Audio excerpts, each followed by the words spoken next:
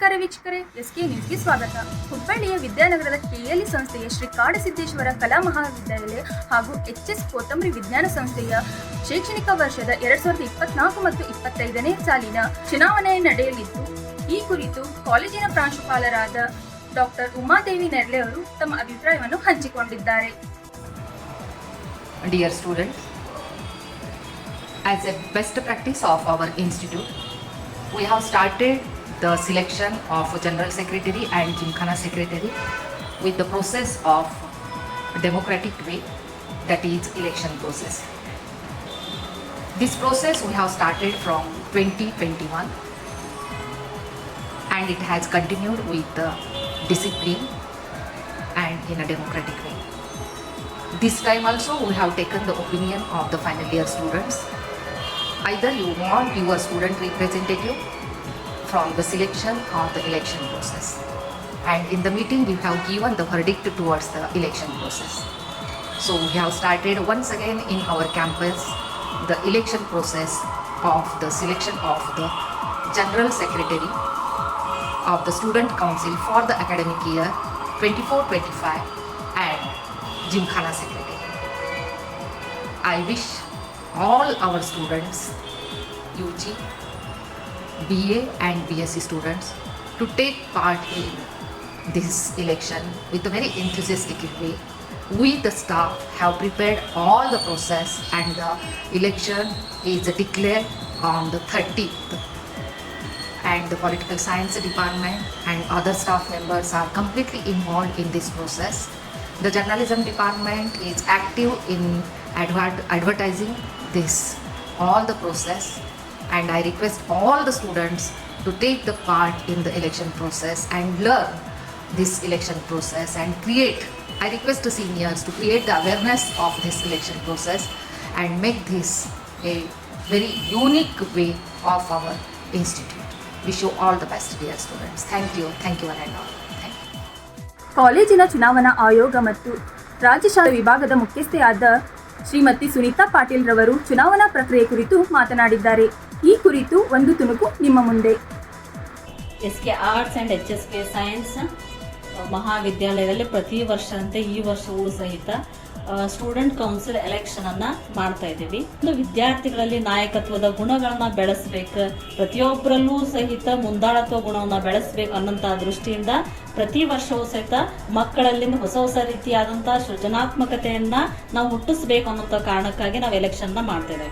ಹಾಗಾಗಿ ವಿದ್ಯಾರ್ಥಿಗಳು ಇದರಿಂದ ಹಲವಾರು ಅಂಶಗಳನ್ನ ಅವ್ರು ತಿಳ್ಕೊತಾರೆ. ಯಾವ ರೀತಿ ಪ್ರೊಸೆಸ್ ಇದೆ, ನಾವು ಬ್ಯಾಲೆಟ್ ಪೇಪರ್ ಹೆಂಗೆ ಇರ್ತದೆ, ಅದ್ರದ್ದು ನಾವು ಯಾವ ರೀತಿ ವೋಟ್ ಮಾಡಬೇಕು, ಎಲ್ಲಿ ನಿಲ್ಬೇಕು, ಏನು ಆ ಪೋಲಿಂಗ್ ಬೂತ್, ಅದ್ರ ಬಗ್ಗೆ ಎಲ್ಲವನ್ನ ಸಹಿತ ಇಲ್ಲಿ ಒಂದು ನಮ್ಮ ಕಾಲೇಜಿನಲ್ಲಿ ಅವ್ರು ಏನು ಮಾಡ್ತಾರೆ ಮಾಹಿತಿಗಳನ್ನ ಪಡ್ಕೊಳ್ತಾರೆ. ಇಲ್ಲಿಂದ ಪಡ್ಕೊಂಡು ಮುಂದವ್ರ ಎಲೆಕ್ಷನ್, ಆ ಲೋಕಸಭಾ ಎಲೆಕ್ಷನ್ ಇರ್ಬೋದು ಅಥವಾ ವಿಧಾನಸಭಾ ಎಲೆಕ್ಷನ್ ಇರ್ಬೋದು, ಅದರಲ್ಲಿ ಏನಾದ್ರು ವೋಟ್ ಹಾಕ್ಲಿಕ್ಕೆ ಹೋದಾಗ ಅವ್ರಿಗೆ ಈಸಿ ಆಗಿಬಿಡುತ್ತೆ. ಅವ್ರಿಗೆ ಆಲ್ರೆಡಿ ಇಲ್ಲಿ ಏನ್ ಮಾಡಿರ್ತಾರೆ ಕಲ್ತ್ ಬಿಟ್ಟಿರ್ತಾರೆ. ಹಾಗಾಗಿ ನಾವೇನಾದ್ರೂ ಇದನ್ನ ಪ್ರತಿ ವರ್ಷ ಸಹಿತ ರಾಜ್ಯಶಾಸ್ತ್ರ ವಿಭಾಗದಿಂದ ನಾವು ಕಂಡಕ್ಟ್ ಮಾಡ್ತಾ ಇದ್ದೀವಿ.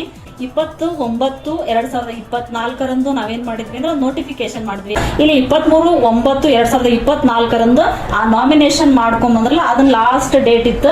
5 ಗಂಟೆ ಒಳಗಾಗಿ ಆ ನಾಮಪತ್ರಗಳನ್ನ ಪಡೆದುಕೊಂಡ್ವಿ. ಅದಾದ ನಂತರ ನಾವು ಏನು ಅಂದ್ರೆ ಆ ಒಂದು 24/9 ಅವತ್ತೇ ಏನು ಅಂತ ಹೇಳಿದ್ರೆ ಅದು ನಾವು ಸ್ಕ್ರೂಟಿನಿಯನ್ನ ಮಾಡ್ತಾರೆ. ಅದು ಏನಾದ್ರು ಕೊಟ್ಟಿರ್ತಾರಲ್ಲ, ನಾಮಿನೇಷನ್ ಫೈಲ್ ಮಾಡಿರ್ತಾರಲ್ಲ, ಅದ್ರಲ್ಲಿ ಏನಾದ್ರು ತಪ್ಪಿದೀವಿ, ಏನು ಯಾವ್ದು ಸರಿ ಇದೆ ಏನು ಅನ್ನುವಂಥದ್ರ ಬಗ್ಗೆ ನಾವು ಸ್ಕ್ರೂಟಿನಿ ಮಾಡ್ತೀವಿ.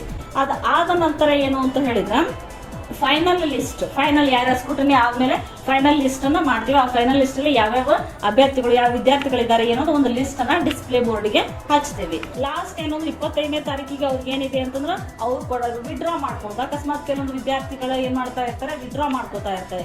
ಅದು ನಾವೇನು 2 ಪೋಸ್ಟ್ಗಾಗಿ ಮಾಡ್ತಾ ಇದೀವಿ. ಒಂದು ಕಾಲೇಜ್ ಯೂನಿಯನ್ ಸೆಕ್ರೆಟರಿ, ಇನ್ನೊಂದು ಜಿಮ್ಖಾನಾ ಸೆಕ್ರೆಟರಿ ಅಂತ ಹೇಳಿ. ಹಾಗಾಗಿ 2 ಪೋಸ್ಟ್ಗಾಗಿ ಎಲೆಕ್ಷನ್ ಅನ್ನ ಕಂಡಕ್ಟ್ ಮಾಡ್ತಾ ಇದೀವಿ. ಹಾಗಾಗಿ ಅವತ್ತೇನ್ ಮಾಡ್ಕೋತಾರೆ 25/9/2024 ಅವ್ರದ್ದು ನಾಮಿನೇಷನ್ ಕ್ಯಾಂಡಿಡೇಟ್ ವಿಡ್ರಾ ಮಾಡ್ಕೋತಾರೆ ಅನ್ನುವಂಥದ್ದು ನಾವು ನೋಡ್ಬೋದು. ಇನ್ನು ನೆಕ್ಸ್ಟ್ ಏನಿದೆ, ಮೀಟ್ ದ ಕ್ಯಾಂಡಿಡೇಟ್ ಪ್ರೋಗ್ರಾಮ್ ಅಂದ್ರೆ ಅವ್ರು ಏನಾದ್ರು ಕ್ಯಾನ್ವಾಸ್ ಮಾಡ್ಬೇಕಾ, ಅವ್ರಿಗೇನಾದ್ರು ತಮ್ಮ ಒಂದು ಏನು ಹೇಳಿ ಅಚೀವ್ಮೆಂಟ್ ಏನು ಮಾಡ್ಕೋಬೇಕು, ಏನು ಕಾಲೇಜಲ್ಲಿ ಏನು ಡೆವಲಪ್ಮೆಂಟ್ ಮಾಡ್ಕೊಳ್ಬೇಕು, ಅದ್ರ ಬಗ್ಗೆ ಏನು ಮಾಡ್ತಾರೆ ವಿವಿಧ ವಿದ್ಯಾರ್ಥಿಗಳಿಗೇನ ಮೀಟ್ ಮಾಡಿಕೊಂಡು ಅವ್ರ ಒಂದು ಅನಿಸಿಕೆಗಳನ್ನ ಹೇಳಲಿಕ್ಕೆ ನಾವು ಟೈಮ್ ಕೊಡ್ತೀವಿ. ಅದು 28ನೇ ತಾರೀಕು. 28 ಅಂದ್ರೆ ನಾವು ಎಲೆಕ್ಷನ್ ಇದೆ ಅಂದ್ರೆ ಇವತ್ತಂತ ಅವ್ರು ಹೋಗಿ ಎಲ್ಲ ಕ್ಲಾಸಿಗೆ ಹೋಗಿ ಏನು ಮಾಡ್ತಾರೆ ಅವರು ಅನೌನ್ಸ್ ಮಾಡ್ತಾರೆ. ಆ್ಯಂಡ್ ನೆಕ್ಸ್ಟ್ 30th ಏನಿದೆ ಅಂತಂದ್ರೆ ಎಲೆಕ್ಷನ್ ಸ್ಟಾರ್ಟ್ ಅಂದ್ರೆ ಕೆಲವೊಂದು ನಾವು ಕೋಡ್ ಆಫ್ ಕಂಡಕ್ಟ್ ಹಾಕಿರ್ತೀವಿ. ಅವ್ರಿಗೆ ಸ್ಟೂಡೆಂಟ್ಸ್ ಡಿಸ್ಪ್ಲೇ ಮಾಡಿರ್ತೀವಿ. ಆ ಡಿಸ್ಪ್ಲೇ ಬೋರ್ಡ್ ಮೇಲೆ ಕೋಡ್ ಆಫ್ ಕಂಡಕ್ಟ್ ಇರ್ತದೆ. ಅವ್ರಿಗೆ 75% ಅಟೆಂಡೆನ್ಸ್ ಇರಲೇಬೇಕಾಗ್ತದೆ, ರೆಗ್ಯುಲರ್ ಸ್ಟೂಡೆಂಟ್ ಇರಬೇಕಾಗ್ತದೆ, ಯಾವುದೇ ಬ್ಯಾಕ್ಲಾಗ್ ಸಬ್ಜೆಕ್ಟ್ ಇರಬಾರ್ದು. ಹಿಂಗೆ ಕೆಲವೊಂದು ಕೋಡ್ ಆಫ್ ಕಂಡಕ್ಟ್ ಇದೆ. ಆ ಕೋಡ್ ಆಫ್ ಕಂಡಕ್ಟ್ ತಕ್ಕಂಥ ವಿದ್ಯಾರ್ಥಿಗಳ ನಾಮಿನೇಷನ್ ಫೈಲ್ ಮಾಡಿರ್ತಾರೆ. ಹಾಗಾಗಿ ಅವತ್ತು ಎಲೆಕ್ಷನ್ ನಡೀತದೆ. ಅದು ಟೈಮಿಂಗ್ ಅನ್ನು ಫಿಕ್ಸ್ ಮಾಡಿರ್ತೀವಿ.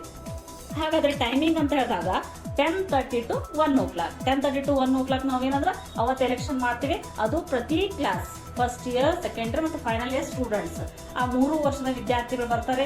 ಆ ವಿದ್ಯಾರ್ಥಿಗಳು ಬಂದು ಸಾಲಾಗಿ ನಿಂತ್ಕೊಂಡು ತಮ್ಮ ಓಟನ್ನು ತಮಗೆ ಬೇಕಾದಂತಹ ಪ್ರತಿನಿಧಿಗೆ ಏನು ಮಾಡ್ತಾರೆ ಅಂದ್ರೆ ಹಾಕುವಂಥ ಅಥವಾ ಅಭ್ಯರ್ಥಿಗೆ ಹಾಕುವಂಥ ಕೆಲಸವನ್ನ ಅಲ್ಲಿ ಮಾಡ್ತಾರೆ, ಓಟನ್ನು ಹಾಕ್ತಾರೆ. ಆಮೇಲೆ ಅಂದಿನ ದಿನ 30ನೇ ತಾರೀಕಿನ ದಿನ ಏನಾಗುತ್ತಾ ಮಧ್ಯಾಹ್ನ 2 ಗಂಟೆ ಮೇಲ್ಗಡೆ 2 ಗಂಟೆ ಮೇಲೆ ಏನು ಮಾಡ್ತೀವಿ ಅವತ್ತೇ ಎಣಿಕೆ ಓಟ್ ಏನಿದಾವಲ್ಲ ಓಟನ್ನು ಎಣಿಕೆ ಮಾಡ್ತೀವಿ. ಕಮಿಟಿ ಮೆಂಬರ್ಸ್ ಇರ್ತಾರೆ, ಅದೇ ಏಜೆಂಟ್ಸ್ ಇರ್ತಾರೆ, ಅವರೆಲ್ಲರೂ ಸಹಿತ ಇದ್ಕೊಂಡು ಅವ್ರ ಎದುರುಗಡೆ ಏನು ಅಂತ ಹೇಳಿದ್ರೆ ಆ ಒಂದು ಎಣಿಕೆ ಆಗುತ್ತೆ, ಮತಗಳ ಎಣಿಕೆ.